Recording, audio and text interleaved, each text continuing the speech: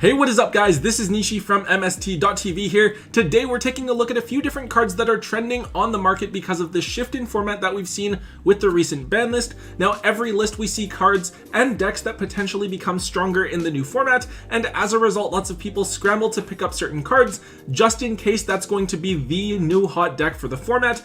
As a result of the increase in demand, we can see some pretty random stuff trending on the market. So today we're going to take a look at what some of those random pieces are and what decks they are being used in to help you guys decide if they're cards that you should hold on to or cards to sell off while they're simply being hyped. Let's get started. Kicking things off, we're starting with Rank Up Magic Soul Shave Force. So theoretically, this card is a Raid Raptor card, allowing you to pay half of your life points to special summon a Raid Raptor Xyz monster from your graveyard, then special summon an Xyz monster that is 2 ranks higher than that card from your extra deck using the first monster as an Xyz material. Now generally, this card is going to be used to revive Forstrix and turn it into Cyber Dragon Infinity. Now on the most recent ban list, we did see Lunalight Tiger go to 1, which in and of itself isn't too crazy.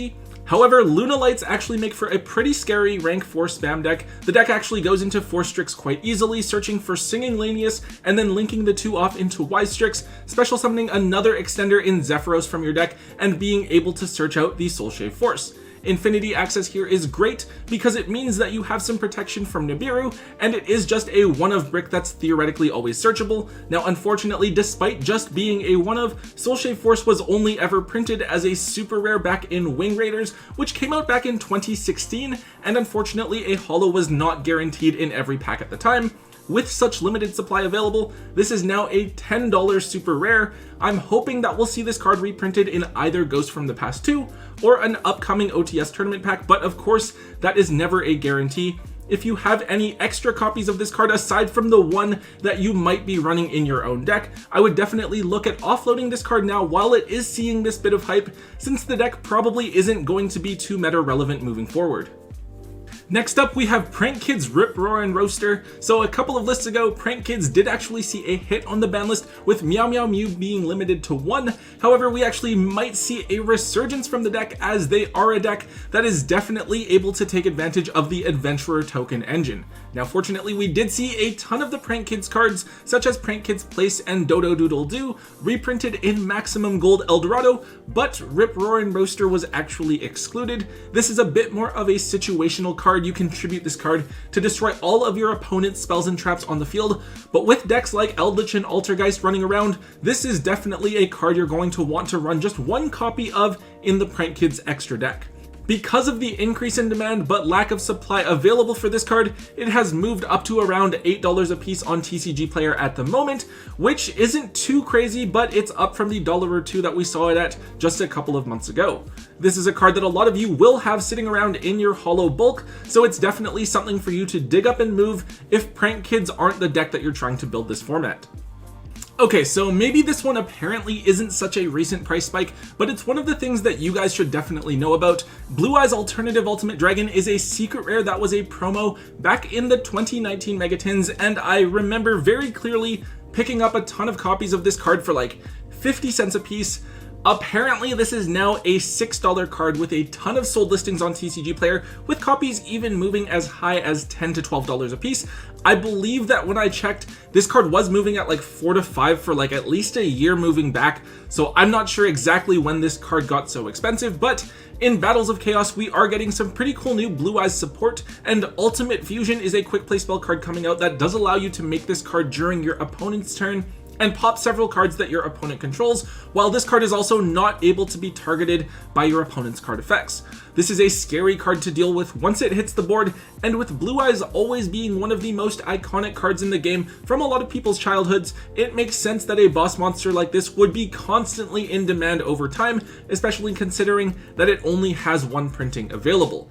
I do have a stack of at least 50 of these cards sitting around somewhere, so if you guys are like me and you didn't know that this card was all of a sudden worth a decent amount of money, definitely consider digging them up and offloading them just in case they do get reprinted. Next up, Goin Match is a floodgate that is once again starting to see a bit of hype.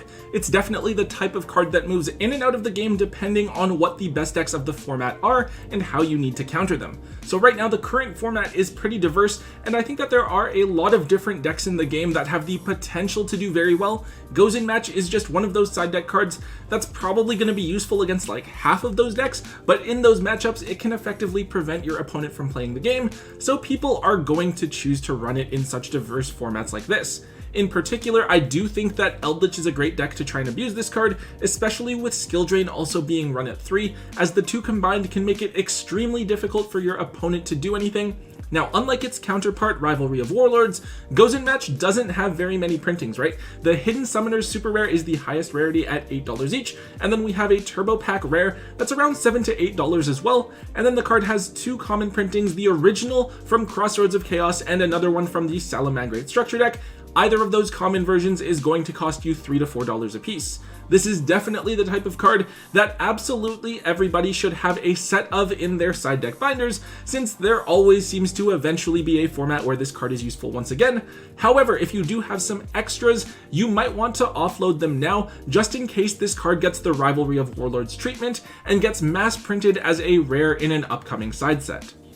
Here we're taking a look at Zoroa, the Magistus of Flame. This is a spellcaster monster from the Magistus archetype. You can use this card to equip a Magistus monster from your extra deck to one of your Magistus monsters, and then if this card becomes equipped with a Magistus, you get to special summon a level 4 spellcaster monster from your hand or graveyard. Nothing super insane, but as this card is a tuner, you can use this card to go into Zoroa, the Magistus Conflagrant Calamity, the synchro monster from Burst of Destiny. Synchro Zoroa basically acts as a floodgate against certain extra deck monster types, so being able to bring it out easily with this card is pretty cool. This is a card that some people are teching into Exosister decks as a way of making them more competitive, since they are a spellcaster deck as well. Now, this card only has 1 printing as an ultra rare from Genesis Impact and was honestly pretty overlooked. However, over the last month, we've seen this card shoot up in price from being $3 to now being $7 a piece. I guess this shouldn't be too big of a surprise given that Exosisters are a waifu deck and players will try to find ways to make the strategy as competitive as possible. I think that Yassine also showed off this card in his Exosister deck list, and he's quite a popular Yu-Gi tuber that's really good at putting together competitive decks. There's a chance that if you opened up Genesis Impact, you might have this card lying around, but if you want to play Exosisters, you might have to suck it up and just pay out for this card. With Evil Twins also still needing to be reprinted, Magistus might be an archetype that gets overlooked for a reprint for quite some time. Next up, we have Link Spider. So this one is actually one of the first Link monsters to come out in the game, I'm pretty sure, with a pretty simple effect.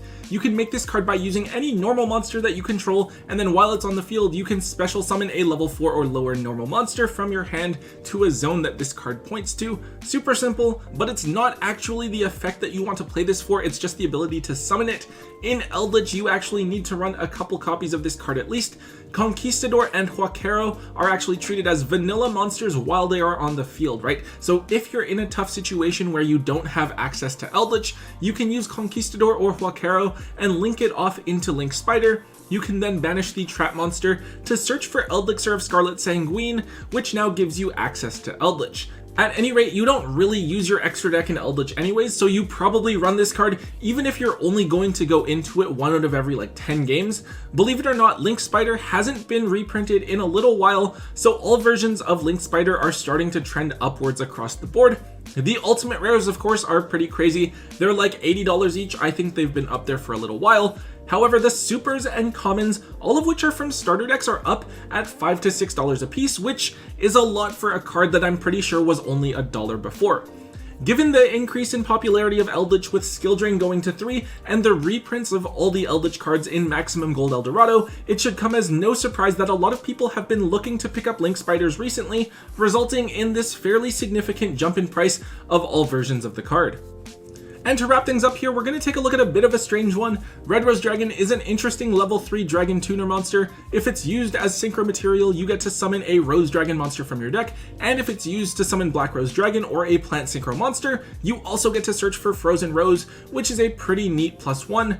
In the OCG, there is a pretty cool deck running around that's called Adventurer Tenyi, which kind of just looks like a bunch of really cool worm monsters and other synchro pieces. They actually run 3 copies of this card because when you synchro with it, you get to special summon Rox Rose Dragon from your deck, who is another tuner monster that you can make another follow-up play with. However, when I look at an OCG version of the deck, right, I see cards like number 42, Protos, Olion, Jet Synchron, and Danglong, all just power cards that we don't have access to here in the TCG, and so I don't think that the deck's power would really translate over here. But because the deck is seeing some play there, I think people just kind of gravitate towards the cards that we do have available, and with Red Rose Dragon being played in the list at 3, it was a pretty natural buyout target. Red Rose was only available in 2 sets, a Legendary Duelist pack and Legendary Duelist Season 2. The first printing was a rare, and then it has the different colors of ultra rares as well. Oddly enough, it's only the regular ultra rare with gold text that is currently sitting at around $5 a piece, while all other versions of the card are still down at around $1. I don't know exactly why it is. Apparently a bunch of people prefer the plain ultra rares over the colored ultra rares, but oh well. This card might be worth keeping an eye on, especially the colored rares, if you can get them for like 25 or 50 cents a piece from someone's bulk here and there. But the main point here is that the success of this deck from the OCG probably isn't going to translate here in the TCG, so this isn't a card that I would be hoarding too many copies of. Alright guys, that is it for today's episode. A lot of really random things that we took a look at today, but I personally really enjoy it when more obscure cards finally get some attention, especially in a diverse format like this, right? Where there are so many different viable strategies and so many things can be competitive. It really does make the game and the market a lot more interesting to me. But if you guys did enjoy today's Market Watch, please do make sure that you let me know by hitting that thumbs up button for me. Also, make sure you leave a comment in the comment section down below. Let me know what you guys think about the cards that we talked about today, and also let me know what other cards are currently trending on the market so I can potentially cover them in a future episode as well. Also, if you haven't already, do make sure that you hit that subscribe button to get all of the latest and greatest content from both Tombox and myself here on the channel. And until next time, guys, don't forget to hold on to your MST.TV.